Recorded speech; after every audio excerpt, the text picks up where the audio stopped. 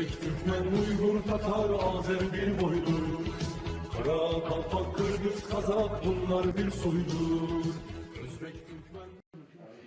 В посольстве Азербайджанской республики в Кыргызской республике состоялась церемония, посвященная Дню всенародной скорби, Черному январю, 32-й годовщине национальной катастрофы. В начале минутой молчания была почтена память шахидов. В церемонии приняли участие члены общественного объединения «Азыри», проживающие как в столице, так и в регионах. Открывший мероприятие вступительным словом посол Латиф Гандилов проинформировал о трагедии Черного января. Рассказал о том, что эта дата вошла в историю как героическая страница борьбы азербайджанского народа за свободу и независимость.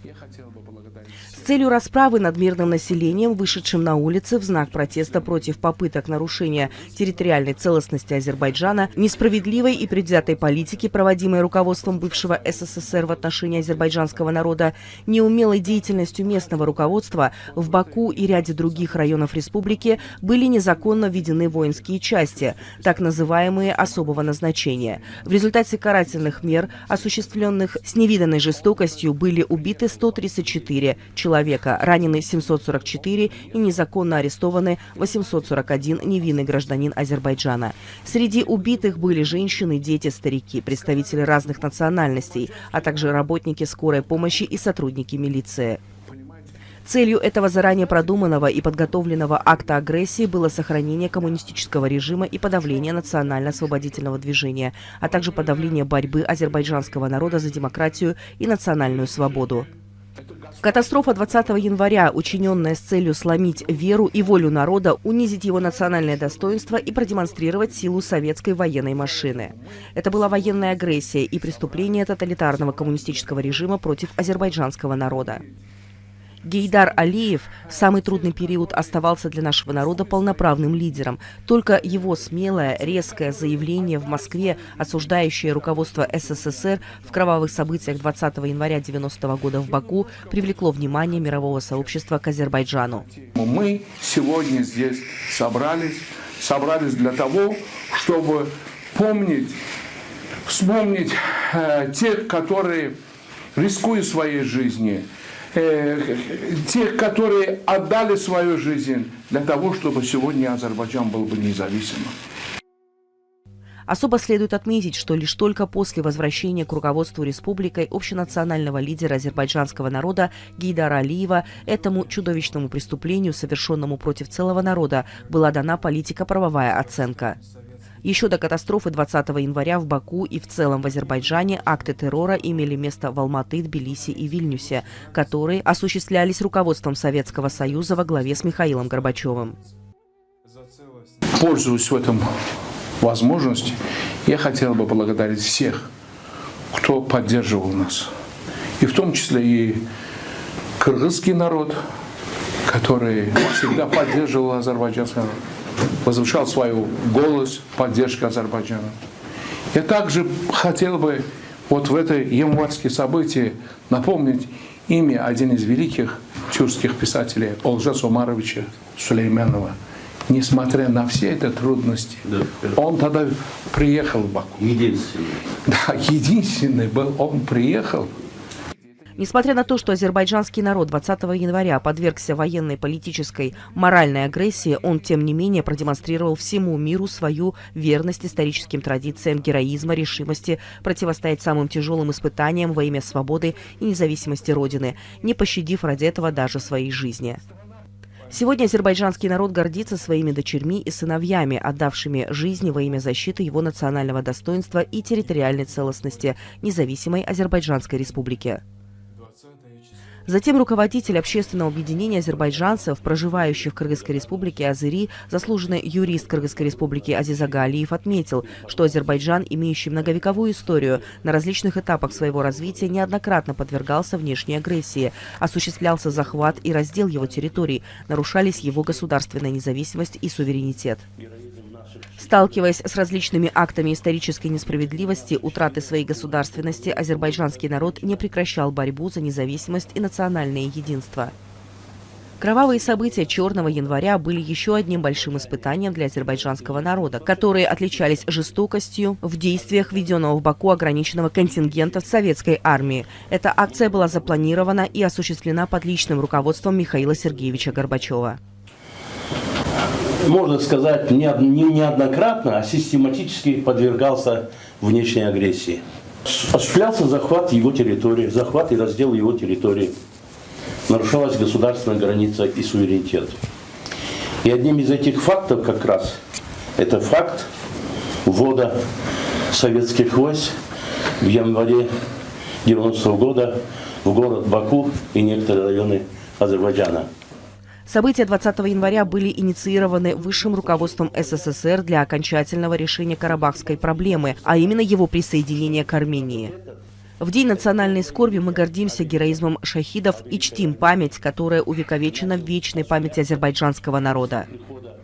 Во время Второй Карабахской войны азербайджанский народ, доблестная азербайджанская армия во главе с верховным главнокомандующим президентом Ильхамом Алиевым выполнили свою историческую миссию по освобождению оккупированных территорий. Кровь наших шахидов не осталась неотомщенной. Впредь Азербайджан будет идти только вперед.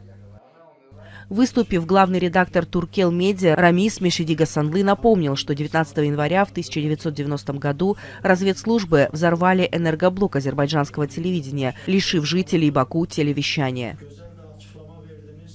На мероприятии, организованном совместно с посольством Азербайджана и общественным объединением азербайджанцев, проживающих в Кыргызской республике Азери, были продемонстрированы фотоснимки, отражающие события 20 января, и показан документальный фильм «Черный январь».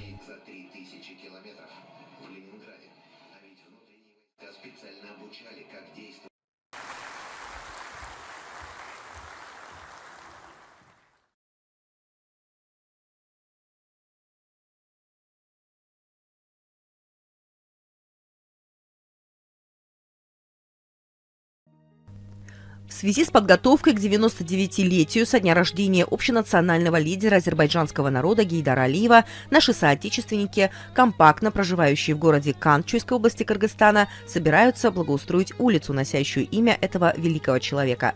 В связи с этим председатель общественного объединения Азери в Бишкеке Азизага Алиев и активисты диаспоры города Кант встретились с главой муниципалитета Уланом Майлыбашевым. На встрече были обсуждены вопросы благоустройства улицы и установки в ее центре барельефа с изображением великого лидера. Улан Майлбашев сообщил о решении создать специальную рабочую группу для благоустройства улицы. Группа подготовит предложения и представит их муниципалитету. Затем начнется работа по благоустройству улицы и установке барельефа накануне 99-летия со дня рождения великого лидера Азербайджана. В городе Кант Сыкотинского района. Улица расположена в центре города Кант.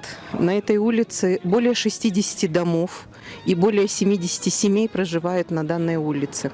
Улица Гейдара Алиева имени была присвоена в 2015 году, и мы этому фактору были очень рады. Это исторический фактор при переименовании этой улицы, получение такого замечательного исторического имени. На этой улице проживают разные национальности. Русские, кыргызы, казахи, узбеки, азербайджанцы, и все мы проживаем дружно, в мире, в согласии. Живя на улице Гейдара Алиева, мы вспоминаем свою историческую родину. Сюда азербайджанцы в Кант, тогда это был поселок, город, не город, поселок Кант, попали сюда в связи с выселением. Это было сталинское время, и наши предки, прадедушки, прабабушки сюда были выселены. Мы уже третье поколение, проживающее здесь, в Канте. И нужно сказать, что мы всегда помним свою историческую родину, помним ее историю, чтим ее. И в консолидации со всеми национальностями Кыргызстана мы обрели здесь родную землю. Мы помним и чтим свою историческую землю, но любим и в сердце в нашем, конечно, тоже Кыргызстан. И сопоставимы две наши родины, Кыргызстан и Азербайджан. И вот в рамках вот этого величия двух стран мы проживаем, трудимся, приносим пользу, выращиваем детей и смотрим в будущее. Очень много лет мы собираем по крупицам в Чуйской областной библиотеке фонд на азербайджанском языке. И нужно сказать, что фонд наш книжный в библиотеке, он многоязычный. Очень много национальностей могут прийти и почитать на своем языке. И казахи, и узбеки, и азербайджанцы. И крупицы азербайджанского фонда мы собираем, и это небольшой фонд. Это Недостаточно, правильно? Конечно, это очень маленький фонд. Это около 50 экземпляров книжного фонда, который пользуется спросом у населения. Хотелось бы, конечно, чтобы этот фонд у нас рос. Да, расширялся, чтобы очень много было литературы об истории, о сегодняшнем дне Азербайджана. И я думаю, что пополнение книжного фонда это будет очень хорошим, продуктивным предметом общения между национальностями в городе Кант. Отмечаем все вместе национальные праздники, вспоминаем исторические даты. Поэтому мы и читаем очень много литературы на азербайджанском языке. Мы в рамках благоустройства улицы Гейдара Алиева наметили очень много позитивных изменений. Мы хотим, чтобы эта улица была одна из красивейших улиц нашего города. Мы хотим, чтобы эта улица привлекала внимание населения, чтобы с нее брали пример. И в самое ближайшее время, вот как только наступят первые весенние дни, мы думаем, что мы ее озеленим, приведем в порядок наши приусадебные участки, приведем в порядок наши дворы для того, чтобы радовать население, дома.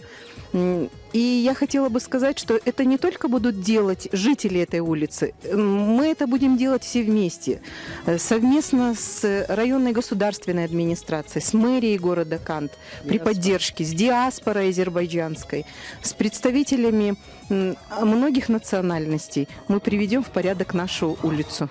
И не наша улица, наш город Кант. Да, наш город Кант, конечно, конечно, весь город.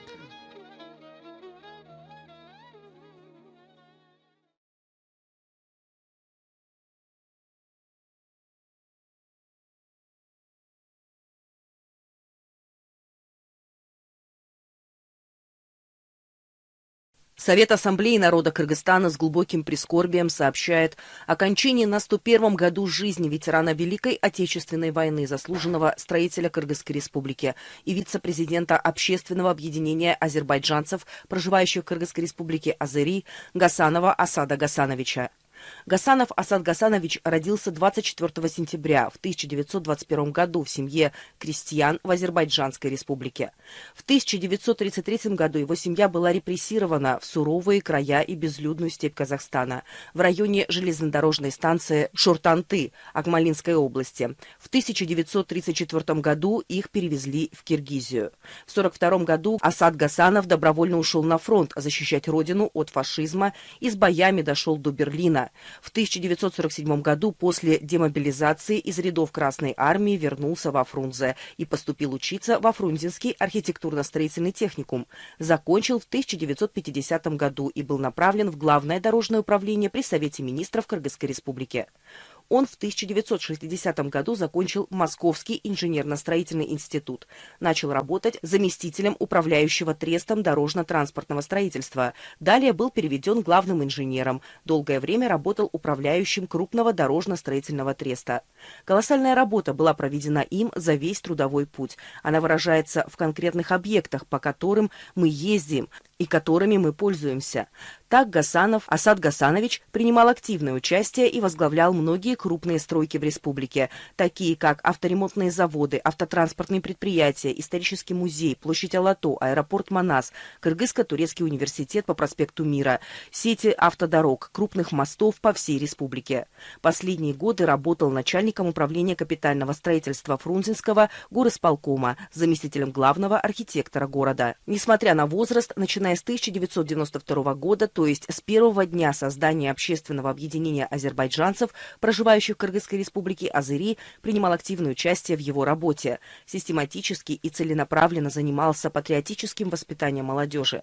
Асад Гасанович внес большой личный вклад в развитие культуры, экономики Кыргызской республики. За боевые и трудовые заслуги награжден более 30 орденами, медалями, а также 3 почетными грамотами Киргизской ССР. Ему присвоено почетное звание заслуженного строителя Кыргызской республики и почетный гражданин города Бишкек. Отношение к жизни этого человека служит примером для последующих поколений, так как он за всю свою долгую жизнь во главу угла ставил труд во имя своего народа. Совет Ассамблеи народа Кыргызстана глубоко скорбит по поводу кончины ветерана Великой Отечественной войны, заслуженного строителя Кыргызской республики и вице-президента Общественного объединения азербайджанцев, проживающих в Кыргызской республике Азыри, Гасанова Асада Гасановича, и выражает искренние соболезнования его родным, близким и Общественному объединению азербайджанцев, проживающих в Кыргызстане Азыри, в лице руководителя Азизага Алиева. 1933 год. Асаду исполнилось 9 лет, когда по приказу Сталина началась массовая принудительная высылка азербайджанцев из родных мест. Сначала около 10 тысяч семей, считавшихся зажиточными, вывезли из Азербайджана. Репатриация не обошла и Гасановых. Детская память сохранила воспоминания о товарниках, до отказа забитых стариками и детьми. От холода и голода умирали целые семьи. Выживших высадили в голой степи под казахским Акмалинском. Почти месяц их везли до станции Шортанды, которая находилась недалеко от Акмалы. Слабые люди, старики не выдерживали, погибали, вспоминает Асад Гасанов. От станции еще километров 5-6 ехали на телегах. Первые азербайджанцы вообще появились в Кыргызстане в 29 году. Это вот семья Рафибековых, Шихлильских, Нуриевых. Вот они были первые азербайджанцы, которые были созданы в 29 году. Ибрагимовых. Вот они осваивали земли, вот этот Чингиджир, Чинги-Пахта, Мис. Так что мы здесь... В самом Бишкеке. Да, ну, Бишкек. Даже какой там Бишкек, даже надо сравнивать по-другому. Вы представляете, когда уже выселяли азербайджанцы, нас не подселяли куда-нибудь, а подальше от населенных пунктов, где чтобы не было никакой соприкосновения, общения. Мы так нас держали. Вот. Карабалте был только поселок отдельный тоже. Здесь тоже назывался только поселок, тоже был как бы отдельный. Везде так. Мы осваивали эту землю. И вот в конце концов здесь наши потомки остались, живут и живут полностью достойно. И у нас практически миграции нету. В мае 1934 года оставшихся в живых снова погрузили в товарные вагоны для скота и отправили в Казахстан и в Киргизию, где в то время осваивалось выращивание свеклы и конопли, что требовало большого количества рабочих рук. Семья Гасановых сначала обосновалась в Карабалте, а затем в совхозе «Трудовик» Фрунзенской области. Вместе с другими репатриированными немцами, калмыками, а также балкарцами, карачаевцами и другими представителями кавказских народов азербайджанские семьи от зари до зари трудились на свекловичных полях и конопляных плантациях.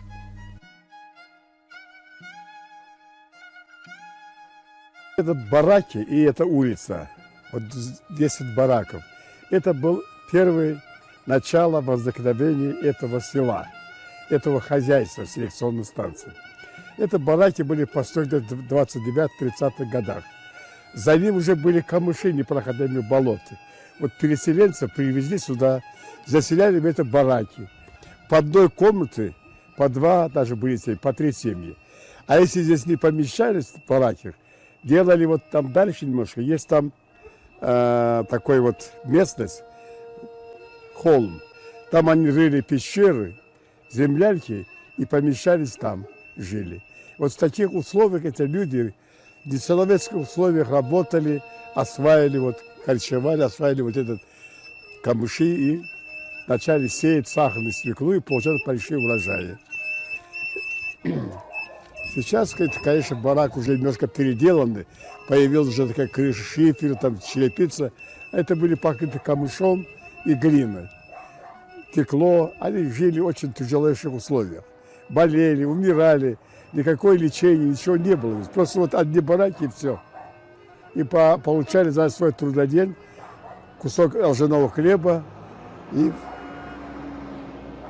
чай, все еда. Ветеран признается, что до сих пор не понимает, чем было вызвано масштабное переселение кавказских народов, хотя он много работал в архивах, когда писал книгу «Азербайджанцы в Кыргызстане». Семья Гасановых до 1956 года жила в Сукулуке на правах сосланной. Они не имели права уехать от места поселения дальше, чем на 10 километров, не имели связи с исторической родиной. Я помню, вот мой отца старший брат, он был ашугом, ашек-шайтелем. Он приехал в 30-е годы, в 35-м году в Карабалта, где мы все там жили. И он привез с собой саз, играл, собрались все азербайджанцы, которые на протяжении 5 лет не слышали никакой азербайджанской музыки, вообще радио не слышали, не читали ничего. Это находились в вакууме. И когда они попросили, он собрали, все сели, все, огромная толпа на земле, и он пел им. Демобилизовавшись в 1947 году, бывший фронтовик поступил во Фрунзенский индустриальный техникум, окончил его и продолжил учебу в Московском строительном институте. Работал инженером в Киргизгипрострое. Долгие годы Асад Гасанов возглавлял крупные строительные тресты. Первый секретарь ЦК Компартии Киргизии Турдакун Усубалеевку называл его главным прорабом страны. Вообще много чего построили за 60 лет. Исторический музей, площадь Алато, автомобильные дороги, мосты. Всего не перечислишь. Гасанов также строил многие жилые дома и нежилые помещения в столице. Южные ворота, гостиница «Достук», Кыргызско-турецкий университет имени Манаса на одноименном проспекте. Асад Гасанович, вот в это здание, которое мы сейчас видим, ваш труд тоже вложен, правда? Большой. Мы его строили практически очень ускоренными темпами, потому что намечался в нем проводить всесоюзный съезд дорожников Советского Союза. И это провели удачно. Здание очень внутри удобно, красиво сделано все.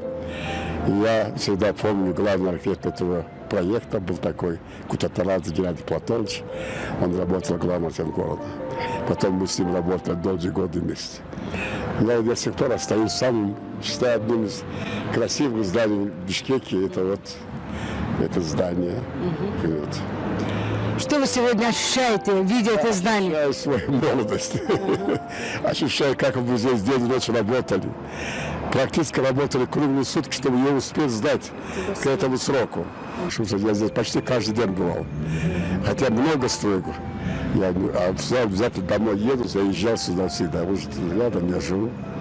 Так что это здание для меня очень дорого. Это следы вашего труда? Да. Кавалер более 20 боевых и государственных наград, заслуженный строитель и почетный гражданин Бишкека, принимает активное участие в общественной жизни республики. Его отношение к жизни является примером для последующих поколений, так как он за долгую жизнь поставил во главу труд во имя своего народа. Асад Гасанович – трудоголик высшей пробы. Он свою жизнь посвятил своему народу, народу Кыргызстана. Ветеран Великой Отечественной войны, заслуженный строитель Кыргызстана Асад Гасанов рассказал о встречах с великим лидером Азербайджана.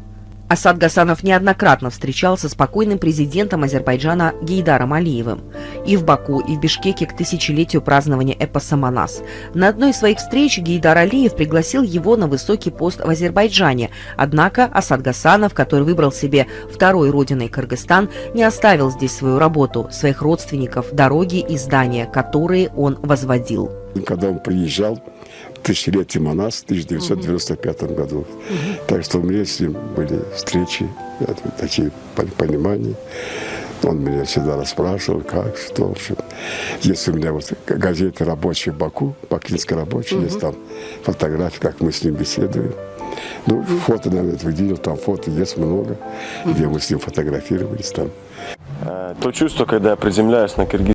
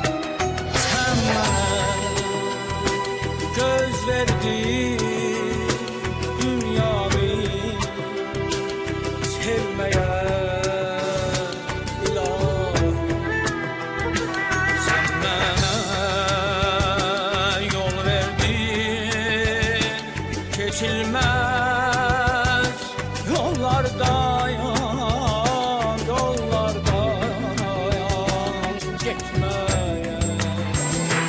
Sen bana dil verdin adına, dualar, dualar etme. Sen bana baş verdin arzuya, çatmağa ilahi. Sen bana el verdin minnetten tutmağa ilahi. Sen bana gam verdin sevincin kadrini, kadrini bilmeye. Sen bana yer verdin vatanın koynunda, koynunda sen beni bağladın bu yere, bu göğe ilahi. Sen bana göz verdin dünyayı sevmeye ilahi. Sen bana yol verdin geçilmez yollardayan, yollardayan gitme.